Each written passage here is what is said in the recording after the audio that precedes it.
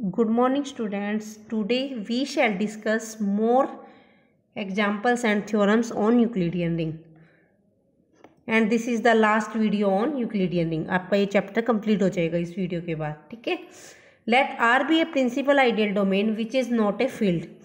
Then an ideal S generated by A naught is a maximal ideal if and only if A naught is an irreducible element. Means ideal जो ए note से generate होती है वो maximal होगी अगर a note irreducible है, और अगर ए नोट इरिड्यूसिबल है तो एस मैक्सिमल होगी. तो पहले हम मान लेते हैं let S generated by A naught भी मैक्सिमल आइडियल. तो हम शो करेंगे ए नोट इज इरिड्यूसिबल. तो इरिड्यूसिबल के लिए तीन चीज़ें दिखानी है.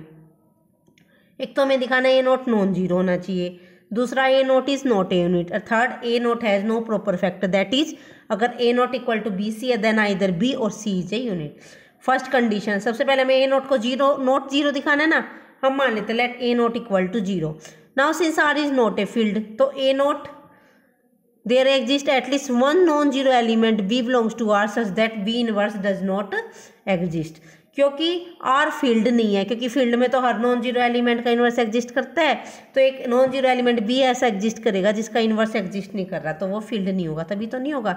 Late T be the ideal generated by B and A naught is equal to zero. This implies S किससे जनरेट हो रही है, जीरो से. अब जीरो और आर के अंदर एक टी एलिमेंट आ गया टी, और टी किससे जनरेट हो रही है, बी से. नाउ अब टी उससे जनरेट हो रही है हमारी बी से. Therefore B belongs to T, therefore T is not equal to S, क्योंकि एस जीरो से जनरेट हो रही है, टी बी से और बी नॉन जीरो है. Also T is not equal to R, as अगर वन आर को बिलोंग कर रहा है तो one does not belong to T. Since if अगर वन टी को बिलोंग कर जाएगा तो one ideal generated by B को बिलोंग कर जाएगा, तो वन हो जाएगा बी इंटू समथिंग. अब B into something is equal to one, यानी कि बी का मल्टीपल, बी का किसी से मल्टीप्लाई करने पे वन आ रहा है, तो इसका मतलब बी का इन्वर्स एग्जिस्ट कर रहा है, एक्स बी का इन्वर्स हो जाएगा. But B is not invertible, therefore contradiction. तो इसका मतलब ए नोट हमारा क्या होगा, जीरो नहीं होगा. नाउ नेक्स्ट कंडीशन है let us suppose that a naught is a unit. हमें दिखाना ना a naught is not a unit. अगर ये यूनिट है तो इसका इन्वर्स एग्जिस्ट कर देगा. तो मैं मान लेती हूँ ए नोट इन्वर्स इसका इन्वर्स है, तो a naught into A note inverse क्या आ जाएगा, वन. नाउ ए नोट एस को बिलोंग कर रहा है, ए नोट इन्वर्स आर को बिलोंग कर रहा है, तो a naught into A inverse किसको बिलोंग करेगा, एस को. दिस इंप्लाइज वन किसको बिलोंग कर गया, एस को. अब वन एस को बिलोंग कर गया तो this implies S is equal to R, which is not possible. क्यों, क्योंकि एस मैक्सिमल आइडियल है, तो एस ना तो आर के इक्वल होगी, ठीक है. तो इसका मतलब ए इज नॉट ए यूनिट, ठीक है. नेक्स्ट कंडीशन हमें दिखाना है कि इसके प्रॉपर फैक्टर एग्जिस्ट नहीं करते. मैं मान लेती हूँ let A naught is equal to B C. Now since S is maximal ideal, S maximum ideal है, तो और एक आइडियल टी है जो एस से बड़ी है, तो वो या तो टी एस के बराबर होगी या टी आर के. Let T is generated by B. Then if T equal to S तो बी किसको बिलोंग कर रहा है, एस को. बी टी का एलिमेंट है तो बी एस को बिलोंग करेगा. अब बी के एस क्या है, ए नोट से जनरेटेड, तो बी क्या होगा, ए नोट का कुछ ना कुछ मल्टीपल. यहाँ से हमारे पास क्या आ जाएगा, therefore a naught is equal to B c implies a naught equal to m a naught into c. हमने इसकी वैल्यू रख दी बी की उठा के एम ए नोट. यहाँ से ए नोट कॉमन आ गया, one minus m c equal to zero. यहाँ से हमारा one minus m c is equal to zero आ गया. This implies m c equal to one, this implies c is a unit. ये दिखा दिया हमने कि अगर a naught equal to B c है तो सी यूनिट आ गया. अगर टी इक्वल टू आर है तो क्या हो जाएगा, if T equal to R है देन वन आर को बिलोंग करता है तो वन टी को भी बिलोंग करेगा. वन टी को बिलोंग कर रहा है तो, और टी किससे जनरेटेड है, बी से, तो वन होगा एन इंटू बी. इसका मतलब बी क्या हो गया, यूनिट. तो इसका मतलब ए नोट को मैंने बी सी लिख दिया, तो या तो बी यूनिट आ रहा है या सी यूनिट आ रहा है. इसका मतलब a naught is an irreducible element. Now conversely में हम मान के चलते हैं let a naught be irreducible element such that S is generated by A naught. अब मैं दिखाऊंगी कि S is a maximal ideal. उसके लिए let T be any ideal greater than S. तो मैं दिखा दूंगी एस या तो टी के इक्वल है या टी आर के इक्वल है, ठीक है. Since R is a principal ideal domain, तो टी है किसी ना किसी प्रिंसिपल आइडियल होगी, किसी ना किसी एलिमेंट से जनरेट होगी, वो मैंने मान लिया let T is generated by some b. Now since S is contained in T तो a naught is contained in B.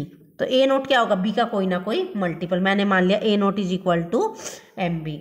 Now since a naught is irreducible element और दो एलिमेंट की प्रोडक्ट में लिखा गया, इसका मतलब या तो एम यूनिट है या बी यूनिट है।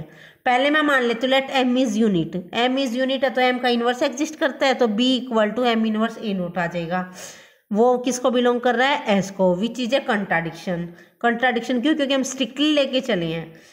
तो इसका मतलब तो क्या बच गया हमारे पास, बी इज ए यूनिट। अगर बी इज ए यूनिट है तो T is equal to B generated by, और यूनिट से जनरेटेड आइडियल सिर्फ क्या होती है हमारी, आर। तो hence S is a maximal ideal of R. ठीक है। Now next example is let R be a Euclidean ring and A B non-zero elements of R. If A and B are associate, then show that D value of A equal to D value of B. कि R Euclidean ring है, A भी non zero element है, A और B associates हैं, तो D value of A और D value of B equal होगी। Now let us solve this. Since R is a Euclidean ring तो R इंटीग्रल डोमेन तो है ही है।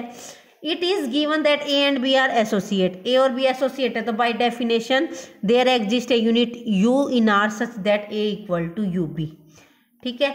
Now d value of a equal to d value of u b, और D value of u b is greater than equal to d of b by definition of Euclidean ring, क्योंकि d value of a b is greater than equal to d value of b होती है। This implies यहाँ से क्या आ गया, d value of B is less than equal to d value of a. इसको तो इक्वेशन नंबर 1 का नाम दे देते हैं। Also A equal to U B, दोनों तरफ यू इनवर्स से मल्टीप्लाई कर देते हैं, क्योंकि यू यूनिट है तो उसका इनवर्स एग्जिस्ट करता है।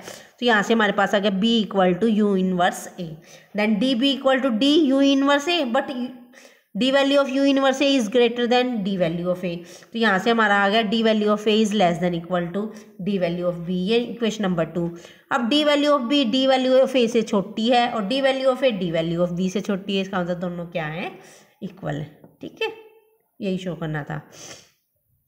Now next example is illustrate with the help of an example that there exist two elements A B in an Euclidean domain such that d value of a is equal to d value of b but a b are not associated। हम ये भी कह सकते हैं कि जो अभी हमने ऊपर रिजल्ट किया है उसका कन्वर्स ट्रू नहीं है, means D value of A और D value of B equal हो सकती है, लेकिन वे जरूरी नहीं है एसोसिएट हो।